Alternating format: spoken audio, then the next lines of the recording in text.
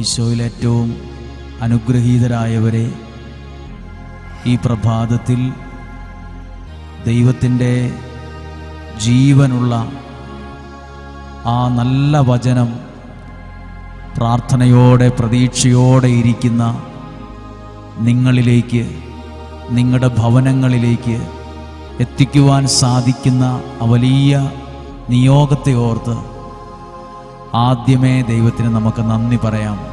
ഈ പ്രഭാതത്തിൽ നമുക്കൊരു നിമിഷം ദൈവത്തെ ഒന്ന് സ്തുതിക്കാം, ഒരു നിമിഷം നന്ദി പറഞ്ഞ് പ്രാർത്ഥിക്കാം. ഇപ്പോൾ തന്നെ നിങ്ങൾക്കറിയാം, ലക്ഷക്കണക്കിന് ആളുകളാണ്, 10 ലക്ഷത്തോളം ആളുകളാണ് ഓരോ ദിവസവും നിയോഗം സമർപ്പിച്ച് ദൈവവചനത്തോട് ചേർന്ന് പ്രാർത്ഥിക്കുന്നത്. നിങ്ങളെയും നിങ്ങളുടെ കുടുംബത്തെയും ഭവനത്തിലുള്ളവരെയും ഈ പ്രാർത്ഥനയിൽ പങ്കെടുക്കുന്ന 10 ലക്ഷത്തിലധികം ആളുകളെയും വിശ്വാസത്തോടെ ചേർത്തു നിർത്തിക്കൊണ്ട് അവരെ എല്ലാവരെയും ഓർത്ത്, കുടുംബങ്ങളെ ഓർത്ത്, നിയോഗങ്ങളെ ഓർത്ത്, ദൈവമേ ഈ പ്രഭാതത്തിൽ അങ്ങേക്ക് ഞങ്ങൾ നന്ദി പറയുന്നു. എല്ലാ മഹത്വവും അങ്ങേക്ക് നൽകുന്നു. ഞങ്ങൾ അങ്ങേ സ്തുതിക്കുന്നു, ഞങ്ങൾ അങ്ങേ ആരാധിക്കുന്നു. കർത്താവേ, അങ്ങയുടെ സാന്നിധ്യം ഞങ്ങൾ അനുഭവിക്കാൻ കഴിയുന്നതിനെ ഓർത്ത് നന്ദി പറയുന്നു. ഇത് കേൾക്കുന്ന ഓരോ വ്യക്തികളും അവരുടെ ജീവിതവും കുടുംബവും ശുശ്രൂഷയും സമർപ്പണ ജീവിതവും എല്ലാം ഒന്നിനൊന്നിന് അഭിഷേകമുള്ളതും അനുഗ്രഹമുള്ളതുമായി മാറട്ടെ. പരിശുദ്ധാത്മാവ് ഓരോ വ്യക്തികളെയും ഏറ്റെടുക്കട്ടെ. ഞങ്ങൾ നന്ദി പറഞ്ഞ് പ്രാർത്ഥിക്കുന്നു. കർത്താവേ, വചനത്തിനു വേണ്ടി ഇതുപോലെ ആഴമുള്ള ഒരു ദാഹം കൊടുത്തതിനെ ഓർത്ത് നന്ദി പറയുന്നു. കർത്താവേ, ദൈവവചനത്തിൻ്റെ തണലിൽ അഭയം തേടിയ ലക്ഷക്കണക്കിന് കുടുംബങ്ങളെ, ആ വചനത്തോട് ചേർത്ത് വയ്ക്കുന്ന ലക്ഷക്കണക്കിന് നിയോഗങ്ങളെ ഈ പ്രഭാതത്തിൽ 6-ാം ദിവസം തന്നെ സമർപ്പിച്ചേൽപ്പിച്ച് പ്രാർത്ഥിക്കുന്നു. കർത്താവ്, ഇന്നത്തെ ദിവസം 5 ദിവസം കടന്നുപോയ 5 ദിവസത്തേക്കാൾ അല്പം കൂടി അനുഗ്രഹമുള്ള, ദൈവാനുഗ്രഹമുള്ള നല്ല ദിവസമാക്കി ഇത് മാറ്റണമേ. ഞങ്ങളെയും ഞങ്ങളുടെ കുടുംബത്തിലുള്ളവരെയും ഈ മെസ്സേജ് ശ്രദ്ധിക്കാൻ പോകുന്ന ഓരോരുത്തരെയും കർത്താവെ അങ്ങയുടെ കരങ്ങളിൽ ഏൽപ്പിച്ചു തന്ന് പ്രാർത്ഥിക്കുന്നു. പരിശുദ്ധാത്മാവേ, പരിശുദ്ധ അമ്മേ, ഞങ്ങളെ സഹായിക്കണമേ.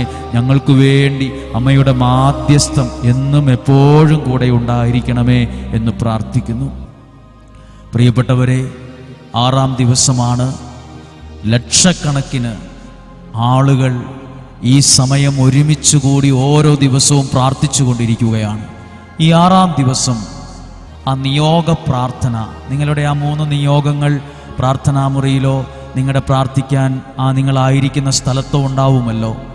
ആ നിയോഗം ഒന്ന് കൈകളിൽ എല്ലാ പ്രിയപ്പെട്ടവരും ഒന്ന് എടുക്കാമോ? ആ നിയോഗം ഇനി എഴുതിയ പേപ്പറിലില്ലെങ്കിൽ നിങ്ങളുടെ മനസ്സിലേക്ക് അത് കൊണ്ടുവന്നിട്ട് ഈ പ്രഭാതത്തിൽ ഈ വചനം കേൾക്കാൻ പോകുമ്പോൾ തന്നെ യേശുവിനോട് നിങ്ങൾ പറയണം. ആ നിയോഗം ഒന്ന് കയ്യിലെടുത്ത് എല്ലാ 1000കണക്കിന് ആളുകൾ, 10000കണക്കിന് ആളുകൾ, ലക്ഷക്കണക്കിന് ആളുകൾ ഇതാ ഈ സമയം നിയോഗം കൈകളിലെടുത്തിട്ട് അതൊന്ന് ജസ്റ്റ് ഒന്ന് മനസ്സിൽ നോർത്ത്, അത് 1, 2, 3 ഒന്ന് വായിച്ച്, എന്നിട്ട് ഇങ്ങനെയൊന്ന് യേശുവിനോട് പറഞ്ഞ്, എനിക്ക് വേറെ ആരുമില്ല യേശുവേ, എനിക്ക് ആശ്രയിക്കാൻ വേറെ ആരുമില്ല, അങ്ങല്ലാതെ മറ്റൊരാശ്രയം ഞങ്ങൾക്കില്ല. പൊട്ടിക്കരഞ്ഞുകൊണ്ട് പ്രാർത്ഥിക്കുന്നവരുണ്ട്, മനസ്സ് തളർന്ന് പ്രാർത്ഥിക്കുന്നവരുണ്ട്, വിങ്ങുന്ന വേദനയോടെ പ്രാർത്ഥിക്കുന്നവരുണ്ട്, വിശ്വാസത്തോടെ പ്രതീക്ഷയോടെ പ്രാർത്ഥിക്കുന്നവരുണ്ട്. കർത്താവേ, ഈ 3 നിയോഗങ്ങളുടെ മേൽ വിശ്വാസത്തിൻ്റെ വലിയ അത്ഭുതങ്ങൾ അവിടെ സംഭവിക്കാനിടയാകണം. 1, 2, 3 നിയോഗങ്ങൾ ദൈവമേ നിന്റെ കരങ്ങളിലേക്ക് ഏൽപ്പിച്ചു തരുന്നിപ്പോൾ, ഏൽപ്പിച്ചു തരുന്നു. ഈ നിമിഷം മുതൽ ഞങ്ങളെയും ഞങ്ങളുടെ ഭവനത്തെയും നിയോഗങ്ങളെയും അങ്ങ് ഏറ്റെടുത്തിരിക്കുന്നു എന്ന് ഞങ്ങൾ വിശ്വസിക്കുന്നു. ഞങ്ങൾ അങ്ങയുടേതായി കഴിഞ്ഞിരിക്കുന്നു എന്ന് വിശ്വസിക്കുന്നു. ഞങ്ങളുടെ ഭവനം ദൈവത്തിൻ്റെ ഒരു ഭവനമായി മാറിയിരിക്കുന്നു എന്ന് ഞങ്ങൾ വിശ്വസിക്കുന്നു. ഞങ്ങളുടെ നിയോഗത്തെ സമർപ്പിക്കുന്നു. പ്രിയപ്പെട്ടവരെ, 6-ാം ദിവസം ആ നിയോഗത്തിൽ നിങ്ങളൊരു കുരിശടയാളം വരച്ചിട്ട് ഈ നിയോഗ പ്രാർത്ഥനയൊന്ന് ചൊല്ലിക്കേ. നിയോഗ പ്രാർത്ഥന ഇതാണ്: എൻ്റെ യേശുവേ, എൻ്റെ ഈ നിയോഗങ്ങളെ സ്വീകരിച്ച് എനിക്കത് സാധിച്ചു തരണമേ. യേശുവേ, എൻ്റെ നിയോഗങ്ങളെ സ്വീകരിച്ച് എനിക്കിത് സാധിച്ചു തരണമേ. 33 പ്രാവശ്യമാണത് പ്രാർത്ഥിക്കേണ്ടത്. 3 നിയോഗങ്ങളുണ്ട്. ഒരു നിയോഗത്തിന് വേണ്ടി 11 പ്രാവശ്യം പറയണം, യേശുവേ എൻ്റെ നിയോഗങ്ങളെ സാധിച്ചു തരണമേ. 2ാം നിയോഗം എടുത്തിട്ട് നിയോഗ പ്രാർത്ഥന ചെല്ലണം. എൻ്റെ യേശുവേ എൻ്റെ ഈ നിയോഗത്തെ സ്വീകരിച്ച് എൻ്റെ ഈ നിയോഗത്തെ എനിക്ക് സാധിച്ചു തരണമേ. അങ്ങനെ 3 നിയോഗങ്ങൾക്ക് വേണ്ടി 11 പ്രാവശ്യം നിയോഗ പ്രാർത്ഥന ചൊല്ലണം. ഈ ഒരു ശുശ്രൂഷ, ഈ വചനം കേട്ട് കഴിഞ്ഞിട്ടാണ് ആ നിയോഗം ചൊല്ലേണ്ടത്. നമ്മളിപ്പോൾ എടുത്തു വയ്ക്കുന്ന വചനം ഏതാണെന്നറിയാമോ? നിയമാവർത്തന പുസ്തകം 20-ാം അധ്യായം 3 മുതലുള്ള വാക്യമാണ്. 3-4 വാക്യങ്ങൾ. ബൈബിൾ ഒന്ന് എടുക്കാമോ?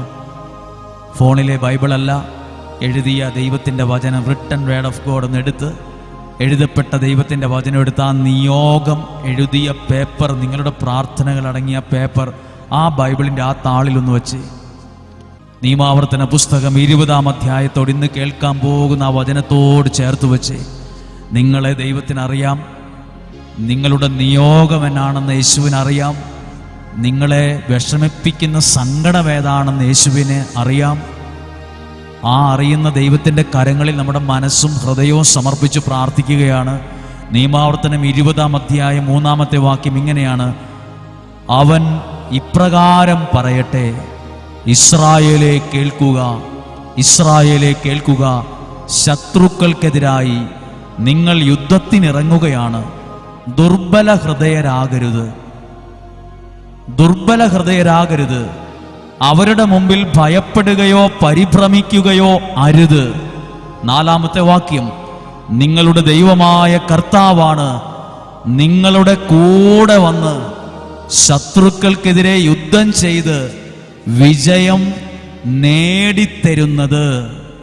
പ്രിയപ്പെട്ടവരെ, ആ വാക്യം, വചനം വായിക്കുമ്പോൾ ഒരുപക്ഷെ നിങ്ങളുടെ പേപ്പറിൽ, ഡയറിയിൽ ആ വചനം എഴുതിയിട്ടുണ്ടാകും. ഞാനത് വായിച്ചപ്പോൾ വളരെ പ്രാധാന്യമുള്ളൊരു വാക്കായി എൻ്റെ മനസ്സിൽ വന്ന വാക്ക് ഏതാണെന്നറിയാമോ? അവസാനം എഴുതിയിട്ടുണ്ട് 4-ാമത്തെ വാക്യം: നിങ്ങളുടെ ദൈവമായ കർത്താവാണ് നിങ്ങളുടെ കൂടെ വന്ന് ശത്രുക്കൾക്കെതിരെ യുദ്ധം ചെയ്ത് വിജയം നേടിത്തരുന്നത്. അപ്പൊ വിജയം നേടുന്നത് നമ്മൾ ഒറ്റയ്ക്കല്ല, അത് നേടിത്തരുന്ന ഒന്നാണ്. വിജയം നേടിത്തരുന്നു. ആ വാക്ക് ശ്രദ്ധിച്ച, പദപ്രയോഗം ശ്രദ്ധിച്ചോ? നേടിത്തരുന്നത്, വിജയം നേടിത്തരുന്നൊരു ദൈവം. വിജയം ബൈബിളിൽ, വിശുദ്ധ ഗ്രന്ഥത്തിൽ എഴുതിയിരിക്കുന്നു. ശത്രുക്കൾക്കെതിരെ യുദ്ധത്തിനിറങ്ങുമ്പോൾ അവരുടെ വലിപ്പം കണ്ട്, അവരുടെ ആയുധ വലിപ്പം കണ്ട് പരിഭ്രാന്തരാകരുത്. എവിടെയെങ്കിലുമൊക്കെ പരിഭ്രാന്തരായി ദുർബല ഹൃദയത്തോടെയാണോ നിങ്ങൾ ഇന്ന് പ്രാർത്ഥനയിലായിരിക്കുന്നത്? അയ്യോ, കൊടുക്കാനുള്ള കുറച്ച് പണം, അല്ലെങ്കിൽ നാളെ ആ കാര്യം എന്തു ചെയ്യും, ആ കാര്യങ്ങൾ എങ്ങനെ മുന്നോട്ട് നീങ്ങും, എൻ്റെ ഈ പ്രതിസന്ധികൾ മാറുമോ, ഈ കടബാധ്യത മാറുമോ, ഈ പ്രശ്നങ്ങളുടെ കെണിയിൽ നിന്ന് എനിക്ക് കരകയറാൻ പറ്റുമോ, ഈ വെല്ലുവിളി മാറുമോ, എൻ്റെ കുഞ്ഞുങ്ങളുടെ കാര്യം ഭംഗിയായി നടക്കുമോ, എൻ്റെ പ്രതിസന്ധികൾ മാറുമോ, എൻ്റെ രോഗം സൗഖ്യമാകുമോ? അവിടെയെല്ലാം ഈ വചനത്തോട് ചേർത്ത് വെച്ച് പറഞ്ഞേ, ദൈവം പറയുന്നു, നിന്റെ ദൈവമായ കർത്താവ് നിന്റെ കൂടെ വരും, നിന്റെ കൂടെ വന്ന് നിനക്ക് വിജയം നേടിത്തരും. വിശ്വാസത്തിൽ ആ വാക്കെടുത്ത്, വിജയം എനിക്ക് തരുന്ന ഒരു ദൈവമുണ്ട്, എൻ്റെ കൂടെ വരുന്നൊരു ദൈവമുണ്ട്, എൻ്റെ കൂടെ വരുന്ന. നമുക്കറിയാമല്ലോ പ്രിയപ്പെട്ടവരെ, നമുക്കൊക്കെ എന്തെങ്കിലുമൊക്കെ ഉണ്ട്, പേരുണ്ട്, പ്രശസ്തിയുണ്ട്, സ്വാധീനമുണ്ട്, പണമുണ്ട്, വാഹനമുണ്ട്, സൗന്ദര്യമുണ്ട്. ഇതൊക്കെ ഉള്ളപ്പം നമ്മുടെ കൂടെ വരാൻ, കൂടെ നിൽക്കാൻ ആളുണ്ട്. എന്നാൽ എവിടെയെങ്കിലുമൊക്കെ പരിഭ്രാന്തരായി, എവിടെയെങ്കിലുമൊക്കെ തളർന്നും തകർന്നും ഒക്കെ ഇരിക്കുമ്പോഴാണ്, നമ്മളെ തളർത്തുന്നവരുടെ എണ്ണമായിരിക്കും വളർത്തുന്നവരുടെ എണ്ണത്തേക്കാൾ കൂടുതൽ. എന്നാൽ ദൈവത്തിൻ്റെ സ്വഭാവം എന്താണ്? നീ പരിഭ്രാന്തരായിരിക്കുമ്പോൾ, നാളെക്കുറിച്ച് ആകുലപ്പെട്ടിരിക്കുമ്പോൾ, എൻ്റെ ആയുസ്സിനെക്കുറിച്ച്, ആരോഗ്യത്തെക്കുറിച്ച് ഞാൻ ടെൻഷനാകുമ്പോൾ, എൻ്റെ ചില കാര്യങ്ങളെ ഓർത്ത് എൻ്റെ ഉറക്കം നഷ്ടപ്പെടുമ്പോൾ, എൻ്റെ ജീവിതത്തിൻ്റെ ചില കാര്യങ്ങളെ എന്നെ വല്ലാതെ വേദനിപ്പിക്കുമ്പോൾ, നിന്റെ ദൈവമായ കർത്താവ് ദൂരെ ഇരിക്കൂന്നല്ല എഴുതിയിരിക്കുന്നത്, അങ്ങ് അകലെ ഇരുന്ന് നിന്നെ ശ്രദ്ധിക്കൂന്നല്ല, നിന്റെ കൂടെ വരും. അതാണ് 4-ാമത്തെ വാക്യം. നിന്റെ ദൈവമായ കർത്താവ് നിങ്ങളുടെ കൂടെ വന്ന് കൂടെ നിന്ന് ശക്തി നൽകി വിജയം നേടിത്തരും. ദൈവം നമുക്ക് തരുന്നൊരു വിജയമുണ്ട്. പ്രിയപ്പെട്ടവരെ, ഈ വചനത്തോട് ആ നിയോഗത്തെ ചേർത്ത് വെച്ച് പ്രാർത്ഥിക്കുകയാണ്. കർത്താവേ, ഈ വചനത്തിൻ്റെ അനുഭവസ്ഥർ, ഈ ലക്ഷക്കണക്കിന് ഇത് കേൾക്കുന്ന ഓരോരുത്തരും ഈ വചനത്തിൻ്റെ അനുഭവസ്ഥരും സാക്ഷികളുമാകട്ടെ. ഈ വചനം എനിക്കുള്ളതാണ്, എന്നോട് പറഞ്ഞ വചനമാണ്. നിന്റെ വിജയം, നീ ഇപ്പം പരാജയപ്പെട്ടിരിക്കുകയാണോ? നിനക്ക് വിജയം നേടിത്തരും. നീ മനസ്സ് തളർന്നിരിക്കുകയാണോ? നിനക്ക് വിജയം നേടിത്തരും. നീ ഒന്ന് വിശ്വാസത്തോടെ ഒന്ന് പ്രാർത്ഥിച്ചേ. കുടുംബത്തിൻ്റെ എല്ലാവരെയും ഒന്ന് ചേർത്ത് പിടിച്ച് പ്രാർത്ഥിച്ച് വിജയം നേടിത്തരുന്നൊരു ദൈവമുണ്ട്. പ്രിയപ്പെട്ടവരെ, ഇസ്രായേൽക്കാര് ചെങ്കടലിൻ്റെ സമീപത്ത് വന്ന് നിൽക്കുമ്പോൾ ഒന്ന് ആ അന്തരീക്ഷം ഒന്ന് പഠിച്ചേ. അതൊന്ന് ജസ്റ്റ് ആ അന്തരീക്ഷം പിറുപിറുക്കുന്നവരുടെ എണ്ണമാണോ, പ്രാർത്ഥിക്കുന്നവരുടെ എണ്ണമായിരുന്നോ അതിനകത്ത് കൂടുതൽ? ആ ഒരു കാര്യം പഠിക്കുമ്പോൾ അറിയാം. ചെങ്കടലിൻ്റെ മുമ്പിൽ, പ്രതിസന്ധികളുടെ മുമ്പിൽ പതറിപ്പോയവരും തളർന്നു പോയവരും പിറുപിറുത്തു പോയവരുമായിരുന്നു കൂടുതൽ. എന്നാൽ അവിടെ അത്ഭുതം നടക്കാൻ, ഒരു വിജയം ഉണ്ടാകാൻ എന്നാ കാരണം എന്നറിയാമോ? അവിടെ പ്രാർത്ഥിക്കുന്നൊരു മോശയുണ്ടായിരുന്നു. പ്രാർത്ഥിക്കുന്നൊരു മോശയുണ്ടായിരുന്നു. ദൈവത്തോട് ഹൃദയബന്ധമുള്ള ഒരു മനുഷ്യൻ അതിൻ്റെ മുമ്പിലുണ്ടായിരുന്നു. നിങ്ങളുടെ ഭവനത്തിൽ ഒരുപക്ഷെ ഇസ്രായേൽ ജനത്തെ നയിച്ചതുപോലെ നയിച്ച മോശയുടെ സ്ഥാനമായിരിക്കും ഇന്ന് ഈ വചനം കേൾക്കുന്ന നിനക്കുള്ളത്. ചുറ്റും നിൽക്കുന്നവർ പിറുപിറുക്കുന്നു, ചിലർ കളിയാക്കുന്നു, ചിലർ പ്രതികരിക്കുന്നു, ചിലരത് വിമർശിക്കുന്നു. നീ മാത്രം വിശ്വാസത്തോടെ വചനങ്ങൾ എഴുതി വെച്ച് പ്രാർത്ഥനയിൽ അത് സ്വീകരിക്കുന്നു. നീ മതി. വലിയ അത്ഭുതങ്ങളുടെ വാതിൽ ഈ പിറുപിറുക്കുന്നവരുടെ മുമ്പിൽ പോലും തുറന്നു കൊടുക്കാൻ, പരാതി പറയുന്നവരുടെ മുമ്പിൽ പോലും അനുഗ്രഹത്തിന്റെ വാതിൽ തുറന്നു കൊടുക്കാൻ പ്രാർത്ഥിക്കുന്ന നീ എന്ന ഒറ്റ വ്യക്തിക്ക് സാധിക്കും. ഇനി എൻ്റെ ഒരു ചോദ്യമുണ്ട്. ഇസ്രായേൽക്കാർ ആ ചെങ്കടലിലെ വെള്ളം രണ്ടായതാണോ, അതിലെ നടന്നു പോകാൻ പറ്റുന്നൊരു വഴി ഉണ്ടായതാണോ ഏറ്റവും വലിയ അത്ഭുതം? രണ്ടും അത്ഭുതമാണ്. ഒറ്റ അത്ഭുതമേ എല്ലാവരും ശ്രദ്ധിക്കുള്ളൂ. വെള്ളം രണ്ടായി, ഇസ്രായേൽക്കാർ പോയി. മഴവെള്ളം കിടക്കുന്ന ഒരു കുഴിയിലെ വെള്ളം പോലെ ഒന്ന് പറ്റിച്ചാലുണ്ടല്ലോ, അവിടെ ചെളിയാണ് അടിയിൽ. ഒരു കുളം പറ്റിച്ചാലുണ്ടല്ലോ, മുട്ടുവരെ താഴ്ന്നത്ര ചെളിയുള്ള സ്ഥലങ്ങളുണ്ട്. ചിലപ്പോൾ ഒരാൾ പൊക്കത്തിനേക്കാൾ കൂടുതൽ ചെളിയുള്ള സ്ഥലമുണ്ട്. കുളം പറ്റിച്ചാൽ, കിണർ പറ്റിച്ചാൽ വെള്ളത്തിൻ്റെ അടി ചെളി ഉണ്ടാകും. അപ്പോൾ കടല് രണ്ടാക്കി മാറ്റി ദൈവം ഒരു വഴി തുറന്നപ്പോൾ ആ ചെളിയൊക്കെ എങ്ങനെയാ ഉറച്ച നിലം പോലെയായത്? വെള്ളം രണ്ടായി, ചെങ്കടലിലെ വെള്ളം രണ്ടായി എന്നും മാത്രമല്ല അത്ഭുതം, അതിലെ അവർക്ക് സഞ്ചരിക്കാൻ പറ്റുന്ന ഉറച്ച ഒരു ഭൂമി പോലെ ആക്കിയ ഒരു നല്ല റോഡ് പോലുള്ള ഒരു വഴി ഉണ്ടായിരുന്നു. പ്രിയപ്പെട്ടവരെ, അത് അവർക്ക് കാനാൻ ദേശത്തെത്താൻ അത് കാരണമായി. ലക്ഷ്യത്തിലെത്താൻ ഇതാ ഈ വചനം കേൾക്കുന്ന വചനമാകുന്ന വഴി നിങ്ങളുടെ ജീവിതത്തിൽ അത് മാറുന്നു, അനുഗ്രഹമായി മാറും. വിശ്വാസത്തിൽ ഇത് ഏറ്റെടുക്കുക. ദൈവം എൻ്റെ മുമ്പിൽ വിജയം എനിക്ക് നേടിത്തരുന്നൊരു ദൈവം അതിനുവേണ്ട വഴികളെ ഒരുക്കും. അതിനുവേണ്ടി വഴികളെ ഒരുക്കും. എൻ്റെ മുമ്പിൽ ഒരു വഴിയുമില്ല. മുമ്പിൽ ഇസ്രായേൽക്കാർ കണ്ടതുപോലെ വെള്ളവും ചെളിയും മാത്രമേ എൻ്റെ മുമ്പിലുള്ളൂ. ഞാൻ എങ്ങനെ ഇതിൻ്റെ മുകളിൽ കൂടെ പോകും? എങ്ങനെ ഇത് അതിജീവിക്കും?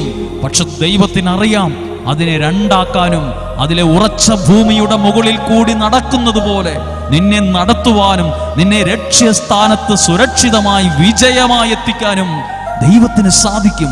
ദൈവത്തിന് സാധിക്കും. എന്നാൽ ഈ കേട്ട വചനത്തോട് ചേർത്ത് വെച്ച് നിനക്ക് വിജയം നേടിത്തരുന്നൊരു ദൈവം. വിജയം തരുന്ന ദൈവമല്ല, അത് നിനക്ക് മേടിച്ചു തരും. ഒരു സമ്മാനം പോലെ നല്ലൊരു വിജയം ഉണ്ടാകട്ടെ. പ്രിയപ്പെട്ടവരെ, ലക്ഷക്കണക്കിന് നിയോഗങ്ങളാണ് ഞങ്ങളുടെ പ്രാർത്ഥനയിലുള്ളത്. ഒരുപക്ഷെ നിങ്ങൾ മെസ്സേജ് അയച്ച ചിലർ പറയാറുണ്ട്, അത് ഒരു ശരിയേ വന്നിട്ടുള്ളൂ. അത് നിങ്ങൾ മെസ്സേജ് കണ്ടോ ഇല്ലയോ?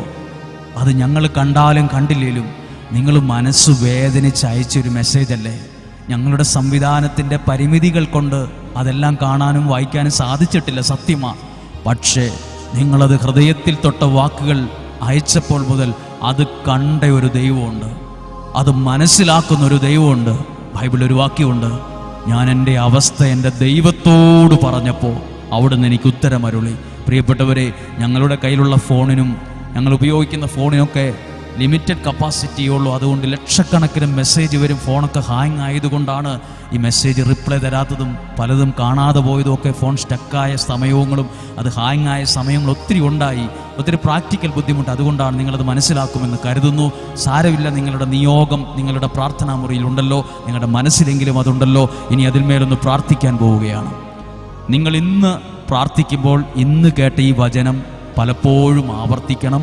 ആ നിയോഗം, ആ വചനത്തിൻ്റെ 20-ാം അധ്യായത്തിൻ്റെ ആ 4-ാം വാക്യം, ആ ഭാഗത്ത് അവിടെ ഇരിക്കട്ടെ. ഇന്ന് നിയോഗം മുഴുവൻ ഇന്നത്തെ ദിവസം അവിടെ ഇരിക്കട്ടെ. എന്നിട്ട് ആ നിയോഗം ഒന്ന് വായിച്ചിട്ട് നിങ്ങൾ തന്നെ ഒന്ന് പ്രാർത്ഥിക്കാൻ പോവുകയാണ്. കർത്താവേ, ഈ വചനം കേട്ടുകൊണ്ടിരിക്കുന്ന പ്രിയപ്പെട്ടവർക്ക് അവർ സമർപ്പിച്ച ഓരോ നിയോഗങ്ങളെയും ഞങ്ങളിപ്പോൾ ഓർക്കുന്നു. വീടുമായി ബന്ധപ്പെട്ട് പ്രാർത്ഥിക്കുന്ന വിഷയങ്ങളുണ്ട്. ജോലി സംബന്ധമായ കാര്യങ്ങൾക്ക് പ്രാർത്ഥിക്കുന്ന വിഷയമുണ്ട്. കുടുംബത്തിൽ സന്തോഷം, സമാധാനം, നന്മയുണ്ടാകാൻ പ്രാർത്ഥിച്ച പ്രാർത്ഥനയുണ്ട്. നല്ല ആരോഗ്യത്തിന് വേണ്ടി പ്രാർത്ഥിച്ച വിഷയങ്ങളുണ്ട്. പല സ്വപ്നങ്ങളും പല പ്രാർത്ഥനകളും സാധിച്ചു കിട്ടാൻ വലിയ വലിയ സ്വപ്നങ്ങൾ എഴുതി നിയോഗം തന്നവരുണ്ട്. ജീവിത പങ്കാളിയുടെ മാനസാന്തരത്തിന് വേണ്ടി പ്രാർത്ഥിച്ച പ്രാർത്ഥനയുണ്ട്. കുഞ്ഞുങ്ങൾക്ക് വേണ്ടി പ്രാർത്ഥിക്കാൻ അയച്ച നിയോഗമുണ്ട്. ഭാര്യ ഭർത്തൃബന്ധം അനുഗ്രഹമാകാൻ പ്രാർത്ഥിച്ച നിയോഗമുണ്ട്. വേണ്ടാത്ത പ്രശ്നങ്ങളും പ്രതിസന്ധികളും വെല്ലുവിളികളും മാറിപ്പോകാൻ പ്രാർത്ഥിച്ച നിയോഗമുണ്ട്. സാമ്പത്തികമായി തകർന്ന അവസ്ഥയിൽ നിന്ന് കരകയറാൻ ആഗ്രഹിച്ച പ്രാർത്ഥനാ നിയോഗമുണ്ട്. ഒന്നും എവിടെയും എത്താൻ പറ്റിയിട്ടില്ല, എൻ്റെ ജീവിതത്തിലെല്ലാം പരാജയമാണെന്ന് പറഞ്ഞ് അതിനുവേണ്ടി പ്രാർത്ഥിക്കാൻ, ആ അവസ്ഥയിൽ നിന്ന് രക്ഷപ്പെടാൻ അയച്ച പ്രാർത്ഥനകളുണ്ട്. ഒരു നിയോഗം പോലും മാറ്റി നിർത്താതെ എല്ലാം യേശുവിൻ്റെ കരങ്ങളിലേക്ക് ഇപ്പോൾ കൊടുക്കുന്നു. കൈകളിലെടുക്ക്. ഇന്ന് കേട്ട വചനം വിജയം നേടിത്തരുന്നൊരു ദൈവം, വിജയം ആ പ്രാർത്ഥിച്ച പ്രാർത്ഥനാ വിഷയങ്ങളിൽ അത്ഭുതം ചെയ്യാൻ കഴിവുള്ള ദൈവം, അനുഗ്രഹം ചെയ്യാൻ കഴിവുള്ള ദൈവം, അനുഗ്രഹം തരാൻ ശക്തനായ ദൈവം. കർത്താവേ, ഈ നിയോഗത്തെ സമർപ്പിച്ച് പങ്കെടുത്ത് പ്രാർത്ഥിക്കുന്ന എല്ലാ കുടുംബങ്ങളെയും, ഏറ്റവും പ്രായം കുറഞ്ഞൊരു കുഞ്ഞു മുതൽ ഏറ്റവും പ്രായമുള്ള ഒരാൾ വരെ ആരൊക്കെയാണോ അവരെല്ലാം അവരുടെ സാഹചര്യങ്ങളോട് പ്രാർത്ഥനയോട് ചേർത്ത് വെച്ച്, ഈ വചനത്തോട് ചേർത്ത് വെച്ച് പ്രാർത്ഥിക്കുന്നു. ഇനി വിശ്വാസത്തോടെ അതിലൊരു കുരിശ് വരയ്ക്കാൻ പോവുകയാണ്. കുരിശിൻ്റെ ഒരു അടയാളം വരച്ച് നിങ്ങൾ പറയണം, ആ നിയോഗത്തെ നോക്കിയിട്ട് നിങ്ങൾ പറയണം, ഈ നിയോഗം യേശുവിൻ്റെ നാമത്തിൽ എനിക്ക് സാധിച്ചു കിട്ടും.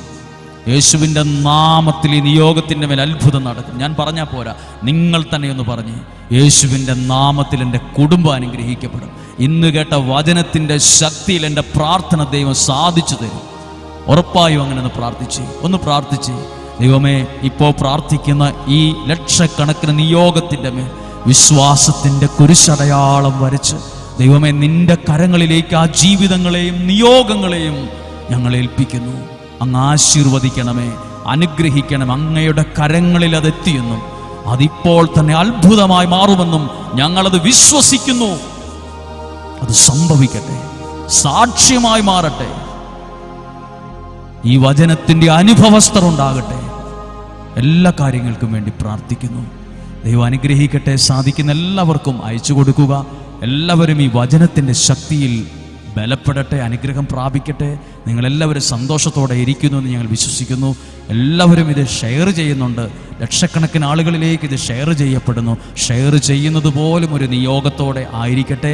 ഞങ്ങളും ഇത് പറയുന്നതും ഒരു നിയോഗത്തോടെയാണ്.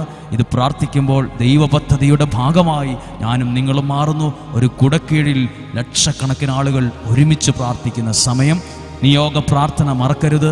നമുക്ക് ഓരോ പ്രാവശ്യം അത് ഈ സമയത്ത് നമുക്കൊന്ന് ചൊല്ലി പ്രാർത്ഥിക്കാം. ഒന്നാം നിയോഗത്തെ സമർപ്പിച്ചുകൊണ്ട്, ഒന്നാമത്തെ നിയോഗം എഴുതി സമർപ്പിക്കുന്ന ഒന്നാം നിയോഗത്തെ സമർപ്പിച്ച്, യേശുവേ, ഈ നിയോഗത്തെ സ്വീകരിച്ച് അത് സാധിച്ചു തരണമേ.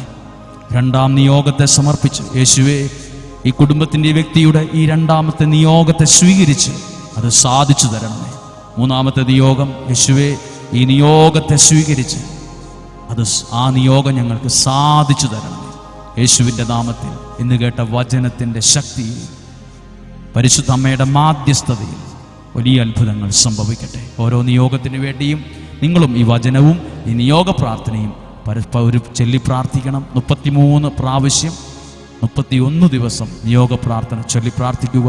ഈശോയുടെ വലിയൊരു അനുഗ്രഹം നിങ്ങളുടെ കൂടെ ഉണ്ടായിരിക്കട്ടെ.